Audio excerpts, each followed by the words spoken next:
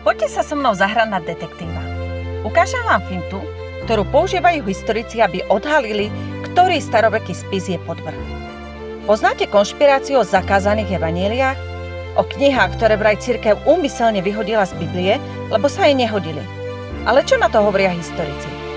Predstav si, že dnes napíšem príbeh, ktorý sa odohral pred 300 rokmi vo Francúzsku. Bez prístupu k internetu a archívom.